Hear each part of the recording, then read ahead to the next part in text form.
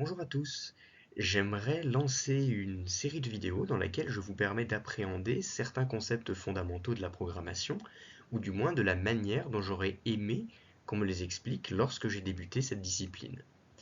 En effet, lorsque j'ai commencé à programmer, je me suis rendu compte que la tâche était assez ardue. En témoigne ce superbe 7 sur 20 qui à l'époque m'a classé donc dernier de ma promotion, avec la honte absolue, un programme qui ne se lançait même pas, hein, ce qui est un peu le comble quand on fait de l'informatique. Néanmoins, avec le temps, j'ai réussi à coder quelques programmes intéressants tels que euh, la résolution partielle des équations de la chaleur ou encore la modélisation d'une marche aléatoire pour suivre l'évolution de la propagation d'une épidémie au sein d'une population et au cours du temps. Trêve de bavardage, aujourd'hui je vous propose de coder et de coder en Python. Donc si ce n'est pas déjà fait et que vous débutez la programmation, je vous invite à regarder n'importe quel tuto sur YouTube qui permet de manière très facile d'installer Python en une dizaine de minutes. Maintenant, place au menu du jour. Aujourd'hui, le menu est un peu chargé, mais tout simplement parce qu'il s'agit de notions relativement simples qui ne nécessitent pas énormément de manipulation.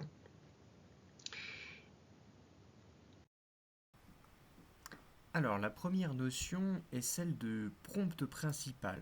Donc, comme vous pouvez le voir, en fait, lorsque vous ouvrez une fenêtre, donc la fenêtre Python, vous avez l'interpréteur qui s'affiche et le prompt principal est désigné par les trois petites flèches que je suis en train d'entourer avec le curseur.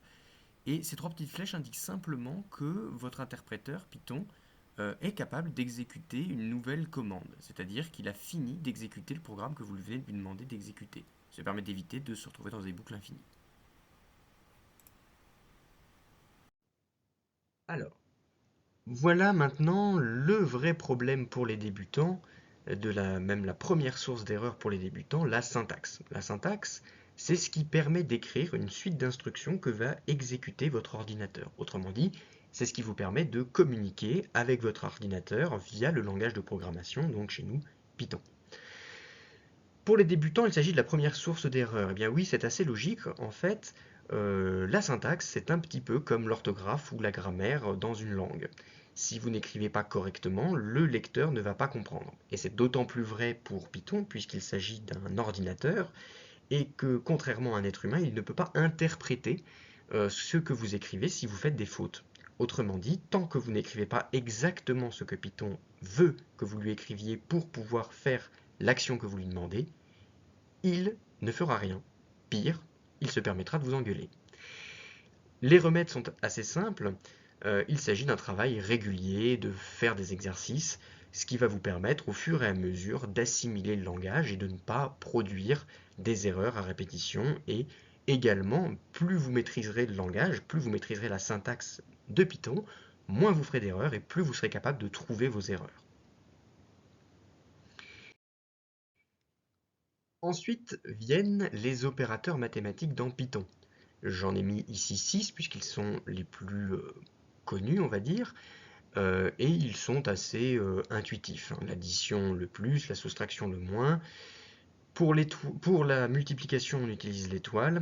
Pour la division décimale, une seule division. Pour la division euclidienne, 2. Et lorsque l'on veut mettre à l'exposant, par exemple 2 au carré, on écrira 2, étoile, étoile, 2, ce qui donnera le résultat 4.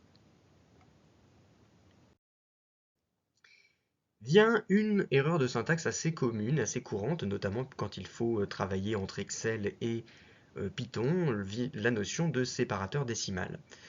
En Europe, on utilise principalement, enfin en tout cas en France, pardon, on utilise principalement la virgule en tant que séparateur décimal. Néanmoins, si vous faites ça, Python risque de ne pas être très content. En effet, le séparateur décimal sur Python est le point. Vous n'écrirez donc pas 3,141, mais bien 3.141, 1.618, 2.718. Il s'agit très certainement de l'une des plus grosses erreurs, l'une des erreurs les plus communes lorsqu'on tape un code en Python et on se rend compte qu'on a remplacé toutes les virgules, tous les points pardon, par des virgules, et ça nécessite de reprendre un peu le code. Bon, c'est pas très grave, mais voilà, si vous le savez dès le début, c'est plus simple. Ensuite vient la notion de variable. Lorsque vous écrivez un code, vous êtes amené à déclarer, ce qu'on appelle déclarer des variables, c'est-à-dire que vous allez dire, par exemple, à votre langage de programmation, bien, la variable grand A, qui correspond à votre chiffre d'affaires, est égale à 3.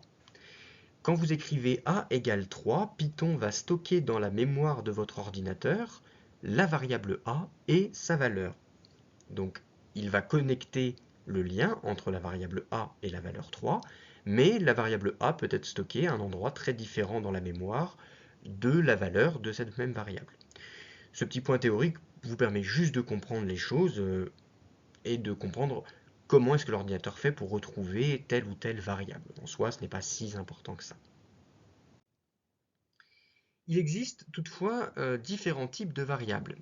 Donc de la même manière qu'il existe différents corps de métier, on appelle type de variable la caractérisation d'une variable. Par exemple, il existe les chaînes de caractères, comme bonjour. Le langage Python, lui, les appellera les types de variables str. Il existe des nombres réels, des nombres entiers, il existe des variables plus originales, en tout cas moins communes dans le langage mathématique classique, à savoir les listes, les tableaux, les ranges et les tuples, et puis bien d'autres encore. Nous arrivons maintenant à un point important, à savoir afficher une variable. Mettons que vous déclariez dans votre programme une variable A dont la valeur est fixée à 3. Si plus tard vous voulez afficher cette variable, il faudra écrire la commande print entre parenthèses A. Et le langage de programmation, lorsque vous exécuterez votre programme, affichera la valeur A, qui est égale à 3. Il existe un intérêt majeur, même plusieurs intérêts majeurs à cette technique, c'est qu'en fait, le print agit dans votre programme comme un oscilloscope pour un électricien. Il vous permet de vérifier ce que l'ordinateur est en train de faire. Et donc, il s'agit de ce fait d'un des meilleurs outils pour débugger votre code. Merci à tous d'avoir regardé cette vidéo. Si elle vous a plu, n'hésitez pas à me le dire. Si vous avez des retours à faire également, je suis preneur. Une très bonne journée à tous.